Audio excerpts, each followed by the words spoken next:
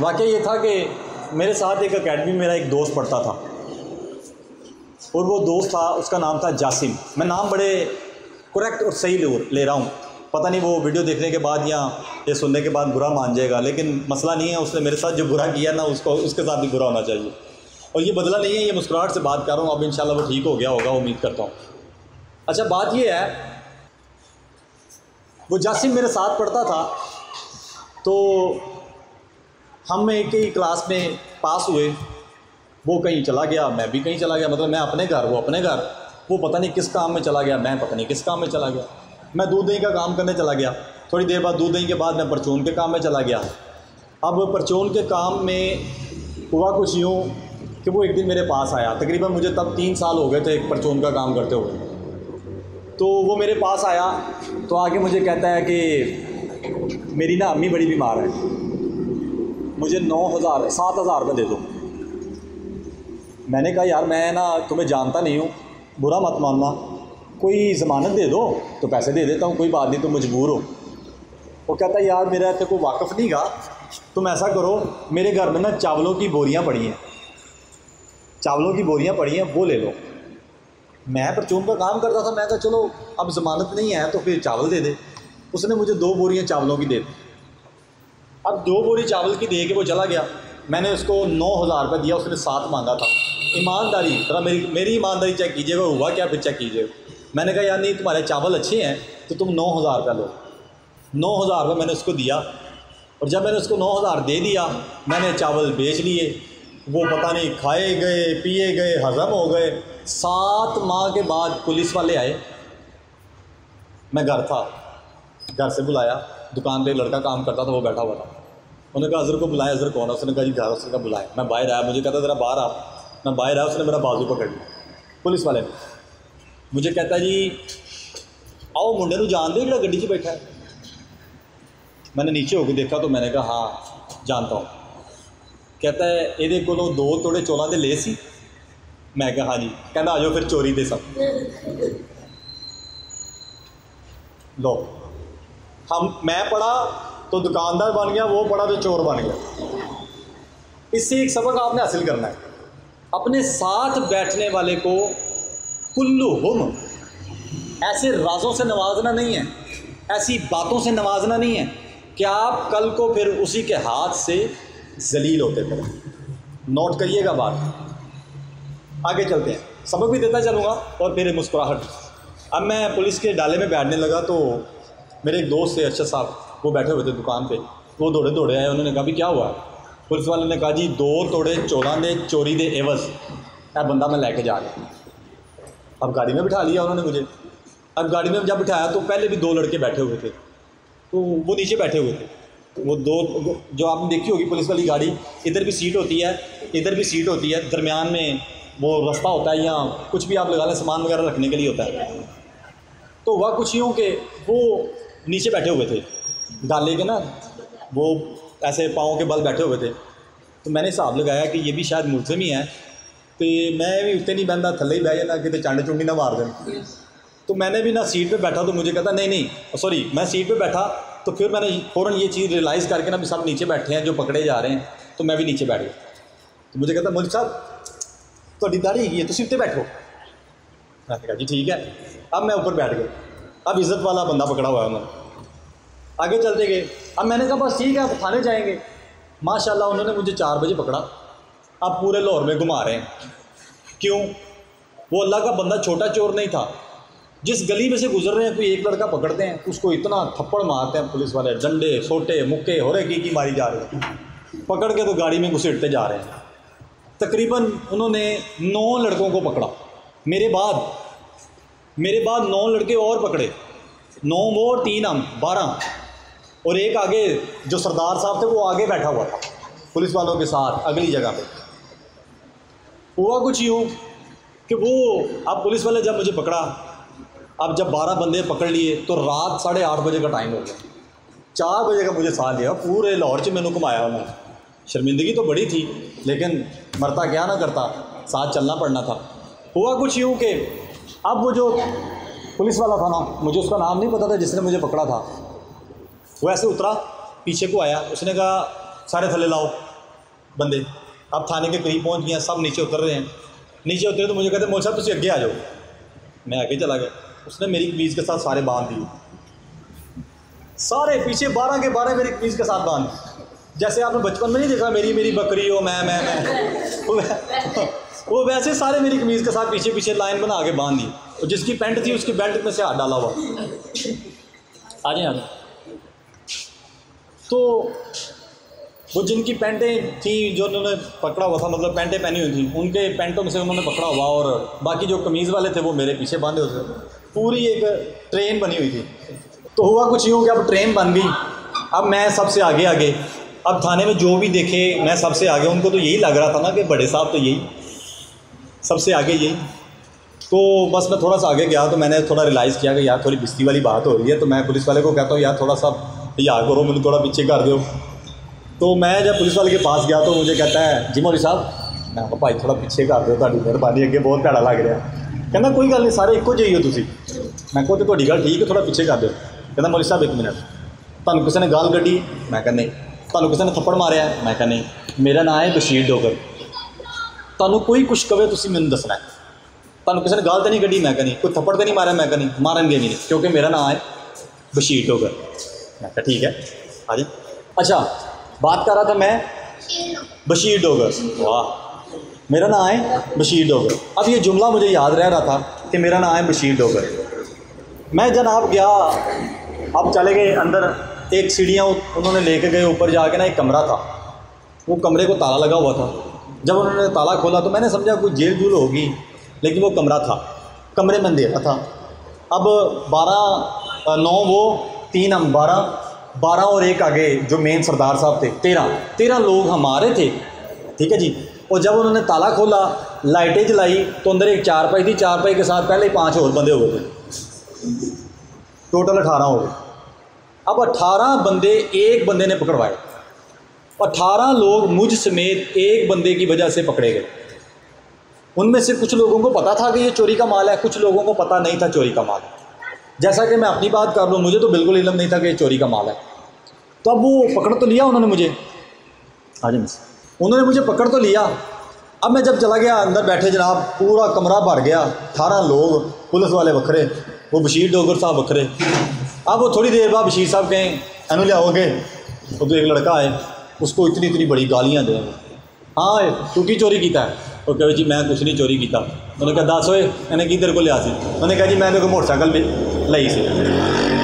पता चला सारा वकूआ सुनने के बाद शॉर्ट करता हूँ, 12 मोटरसाइकिलें, 33 मोबाइल, 2 तोड़े चोलों के, और अल्हम्दुलिल्लाह 3 लैपटॉप उस बंदे से बरामद हुए। एक बंदे ने चोरी किए और बाकी सबको बेच के उसने अपने साथ मिलाया हुआ। इतना बड़ा वो चोर निकला। इसका मतलब है किसी के चेहरे पे नहीं लिखा होता कौन कैसा है। ये भी नोट करिएगा ये पॉइंट। इसलिए हमेशा सिक्योर रह के बेटे चलना है, अपने आप को सिक्योर रख के चलना है, किसी पे अंधा इत्माद नहीं करना। आगे चलिए। इसके बाद अब वो जो था पुलिस वाला मेरे पास आया, मुझे बुलाया। उसने कहा मौलवी साहब इधर आओ। मैं भी खड़ा था लाइन में। मैं गया उसके पास तो मुझे कहता है मौलवी साहब तुहानू किसी ने गाल तो नहीं कड्डी? मैं कहा जी नहीं। तुहानू किसी ने थप्पड़ तो नहीं मारिया? मैं कहा जी नहीं। कोई धफ्फा? मैं कहा जी नहीं। मेरा नाम है बशीर डोगर। मैं कहा जी ठीक है बशीर डोगर साहब। कहते जी मौलवी साहब तुसीं 2 तोड़े चोलों के ले ने, तुसीं चुप करके हासे नाल तुसीं कहा जी हाँ जी मैं ले ने, तो असीं चुप करके तुहानू बिठा लिया, लिहाजा परचा होएगा, 2 तोड़े चोलों ने मंगा लो करो। मैं कहा जी मेरे को फ़ोन नहीं है, मैं घर छड्ड आया, तुसीं मैनूं एमरजेंसी ले आए हो। कहता है मेरा नाम है बशीर डोगर, अब मेरा फ़ोन यूज़ करो। ठीक है जी। तो जी मैंने उनका फ़ोन यूज़ किया और फ़ोन मिलाया एक दोस्त को।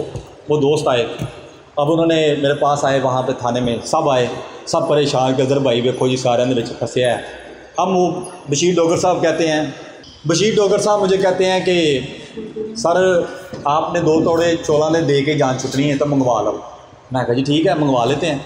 मैंने उस बंदे को कहा, मैंने कहा जाओ यार चावल ले आओ, फिर अगला सीन देखते हैं। इतने में अल्लाह का शुक्र है कोई इत्तेफाक ही हुआ कि मेरे मामू आए हुए थे, वो भी वहाँ पे पहुँच गए। मामू ज़रा कुछ थोड़ा पहुँच रखते थे, उन्होंने फ़ोन शोन करवाया तो मेरे साथ थोड़ा सा हाथ हल्का हो गया। लेकिन एक चीज़ जो थी ना, वो जो मुझे सीखने वाली थी, वो ज़रा सुनिएगा। अब एक लड़का वहाँ पे बैठा हुआ तो रोई जा रहा है और रोई जा रहा है, मतलब इस तरह सिसकियाँ ले रहा था कि हर लड़का तंग पड़ गया, यार इन्हों तो चुप करा लो, ये तो कत्ल किया है कोई। इतना रोए वो लड़कियों की तरह, रोई जाए, हाथ मुकाती हो। अच्छा, वो पुलिस वाला क्या कह रहा है उसको, तो यार चुप कर जा, तेरी मेहरबानी, सानू तो यकीन हो गया सी तू बेगुनाह है, चुप कर जा, तेनू छड़ देंगे। लेकिन वो रोई जाए, समझ ना है उसकी। थोड़ी देर बाद ना वो मेरी तरफ देख रहा, मैं कहा सर जी यह बंदा भी तो नाल आया, वो जो रो रहा था वो बंदा भी उसी के साथ आया। उन्होंने कहा मौलवी साहब ऐ तो नाल आया सी? हाँ जी, अनपाओ लम्मा। वो जो रो रहा था उसको उन्होंने इतना मारा, अब वो पहले रो रहा था, पहले बाद में वो चीखें मारने लगा, इतनी चीखें मारी उसने, यकीन जाने मुझे ऐसा लगा कि मुझे लगता है कि इसका आखिरी टाइम आ गया, ये मरने वाला। कुछ जो पुलिस वाले मारे तो वो भी ऐसे करे खड़े हो गए, अल्लाह खैर करे, उन्होंने पानी पूनी पियाओ कि मारी ना गया हो। यकीन जाने इतना मतलब परेशान। तो मैंने ऐसे बस डरा हुआ, पहली दफ़ा मेरी ज़िंदगी में ऐसा हुआ कि मुझे थाने में ले गए हैं, पता ही चल रहा था कि मैं किस तरफ हूँ, मैं पकड़ा गया हूँ, मैं गुनाहगार हूँ, मैं चोर हूँ कि ये चोर हैं। बस इतना याद था कि मेरा नाम है बशीर डोगर। अच्छा, अब वो हुआ कुछ यूँ कि मैं ऐसे खड़ा था बड़ा घबरा, मेरे पास आया वो थानेदार, ओ भाजी मौलवी साहब परेशान नहीं होना, ए रोज़ साढ़े काम ने इंज के ड्रामे रोज़ करते हैं। अब वो लेटा हुआ चीखे मार, एक और ठुड्डा वो बखी च मारता, मार के कहना पुत्र ड्रामे ना कर, मेरा नाम है बशीर डोगर। यार इतना नाम उसने याद कराया, यकीन करें मुझे लगता है कि मैं 75 साल का भी होगा तो मुझे ये नाम नहीं भूलेगा। तो हुआ कुछ यूँ कि मुझे कहता है कि आपके कोई आए हैं मिलने वाले, मैं कहा जी वो सामने हैं। अब मसला मेरा ज़्यादा बढ़ गया, क्यों, मैंने उस बंदे के ख़िलाफ़ गवाही दे दी, चंगा भला छुड़का छटाया, फिर फंस गया। मुझे कहता जी अब आप नहीं जा सकते, मैं कहा जी वो क्यों? कहता जी आपने कहा है कि ये बंदा इसके साथ था, तो अब जो बंदा इसके साथ है अब आपने इसके साथ गवाही भी देनी है और इसके साथ पर्चा भी होना। मैं ठीक है दे लें पर्चा। अब मामू ने को बादशाह की, ये वो सब किया, करने कराने के बाद मेरी जान खलासी हो गई, कुछ पैसे दिए, कुछ वो चावलों के तोड़े दिए, दे के जान छूट गई। आज बेटे आज जान छूट गई, जान छूट गई। जान छूटने के बाद कुल्लुहुम लुबे लबाब। अब ज़रा एंड पे आता हूँ। मुझे बशीर डोगर साहब ने मेरे कंधे पे हाथ रखा, मुझे कहता है मौलवी साहब असी भैड़े नहीं गए, सानू लोग भैड़ा बनाते, सानू लोग भैड़ा बनाते हैं, होर भी कुछ लिया जे तो दस। वाह भाई वाह, हाँ जी। तो मुझे कहता होर भी कुछ लिया जे तो दस दो। मैं कहा जी 2 तोड़े चौलों के तुसीं कहे ने तो मैं चुप करके मान गया। मैं होर उन्होंने जानना, मेरा दोस्त है पढ़िया लिखा, मेरे नाल क्लास पढ़िया है, तो इससे तो मैं मान गया सा, तो हुण मैं की मन्ना। कहता यार नहीं, मैंने उन्हें कहा है कि 10-15 हज़ार रुपया भी तुसीं लिया। मैं कहा किहड़ा 10-15 हज़ार रुपया? कहता देखो आराम ना मांझो, नहीं तो फिर मेरा नाम है बशीर डोगर। मैंने कहा भी ये बशीर डोगर साहब मेहरबानी करें, अगर वो लड़का मेरे सामने हल्फन कह दे तो मैं देता हूँ। उसने कहा चलो ठीक है आ जाओ। अब वो मुझे ले गया बड़े ऑफिस में। बड़े ऑफिस में जाके क्या कह रहा है, मौलवी साहब इनोसेंट है ने, असी इन्होंने कुछ नहीं किया। मौलवी साहब तुहानू कोई गाल तो नहीं कढ़ी? मैं कहा जी नहीं। कोई थप्पड़ तो नहीं मारिया? मैं कहा जी नहीं। कोई धप्पा तो नहीं मारिया? मैं कहा जी मेरा नाम है। ये जो बशीर डोगर ने जनाब मुझे सारा किस्सा सुनाने पर इसलिए मजबूर किया कि मैं आपको बताना चाहता हूँ पुत्र, इस मजाक में आपने क्या सीखना है।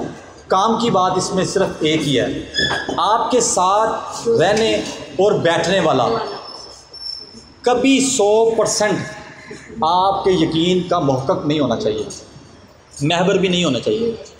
आपको ख़ुद को सिक्योर करना है, ख़ुद को बचा के रखना है। कोई कल को क्या बनता है इसकी कोई दलील नहीं है। आखिरी बात बेटियों के लिए और बेटों के लिए, आखिरी बात, बिल्कुल आखिरी बात। मैंने इसको बड़ा शॉर्ट किया, अभी बड़ा मजाक किया था, लेकिन टाइम बहुत हो गया। अब सुने, आखिरी बात जो है ना वो ये है कि आपके पास एक डिवाइस होती है, हर बच्चे के पास, हर बंदे के पास अब मौजूद है, घर में भी है। आप बड़े हैं तो आपकी जेब में भी होगी, और आप अगर इसके मालिक हैं तो आपकी अपनी होगी। ये दुनिया में सबसे ज़्यादा फसाद की जड़ बन चुका है। इससे बचना है पुत्र, मोबाइल से नहीं बचना, इसके फसादात से बचना है। वो कैसे? आपके लिए शॉर्ट टर्म में बात बताने लगा। आपका व्हाट्सअप, आपका मोबाइल 3 मिनट के अंदर अंदर कोई दूसरा यूज़ कर सकता है, कोई दूसरा यूज़ कर सकता है, उससे बच के रहना पुत्र। तीसरी बात, 2 बातें हो गई। एक अपने साथ वाले से सिक्योर रहना है, हमेशा याद रखिएगा। दूसरी बात, इसके फसादात से बचना है। जब आप किसी भी इतमाद वाले को फ़ोन दें तो नोट कर लीजिएगा, इतमाद सिर्फ अल्लाह पे किया जा सकता है, बाकी किसी पर भी इतमाद नहीं करना। आप जब अपना फ़ोन दें तो उसको दोबारा चेक करें कि आपके फ़ोन से कुछ निकाला तो नहीं गया। दूसरी चीज़, व्हाट्सएप स्कैन तो नहीं हो गया। व्हाट्सएप स्कैन को चेक करने का तरीका आप यूट्यूब पे कई दफ़ा जाके देख के चेक कर सकते हैं, तो आपको मिल जाएगा। तीसरी चीज़, अब अगली बात गौर से सुनिएगा, मैं आपको जिस बात से डराने लगा हूँ वो बड़ी काबिल गौर बात है।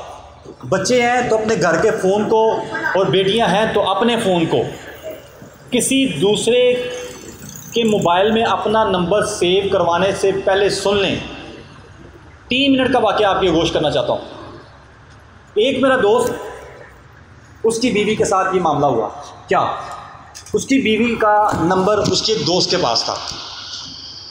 दोस्तें होती हैं, आपके भी दोस्त होंगे कोई ना कोई, मेरा भी किसी ना किसी के पास है, तो इस तरह आपके भी किसी ना किसी के पास नंबर होगा। थोड़ी सी रंजिश के बाद उस लड़की ने अपनी दोस्त का नंबर किसी ऐसे शख्स को दे दिया जो अच्छा नहीं था, और वो बच्ची के नाक में दम कर दिया उन्होंने नंबर की वजह से। और उनके घर वाले उन पर इतमाद की ये हालत थी, तो वो बेचारी मोबाइल दूसरों के सामने रखने से कतराती थी कि मैं रखूँगी तो कोई ना कोई फ़ोन आ जाएगा। क्या कस्में देती फिरूँगी मैं कि भाई ये मेरा नंबर नहीं है, मैं इसको नहीं जानती, ये कौन है, ये क्या नहीं है। तो बेटे ये आपको सिक्योर भी करता है और अनसिक्योर ज़्यादा करता है। ये आपको मजबूत करता है कि आप कहाँ हैं, ये बता सकते हैं आप, लेकिन आप जहाँ हैं आप अनसेफ हैं, ये आपको ये भी दलील देता है। तो इससे बच के रहना है, अपने आप को महफूज रखिएगा। मैं यकीन करता हूँ कि आपको अपना आप बचाना आ जाएगा। जिसको अपना आप बचाना आ जाता है वही असल इंसान और मुसलमान है, क्योंकि अल्लाह ताला ने फरमाया है कि जो इंसान घाटे में है वही मुसलमान नहीं है।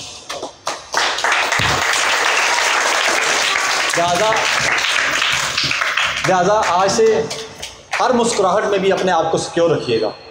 ये ना हो कि आप मुस्कुराते हुए किसी के साथ तस्वीर बनवाएं, किसी के साथ अपना नाम लिखवाएं, किसी के साथ नंबर शेयर करें, और बाद में वो 1, 5, 10 मिनट, 3 घंटे, 5 घंटे का मुस्कुराहट वाला हिस्सा, मुस्कुराहट वाला टाइम कुछ देर के बाद आपकी मुस्कुराहट छीन के ले जाए, और वो लॉन्ग टर्म छीनता है। अल्लाह ताला हम सबको अपने ज़बान में रखे।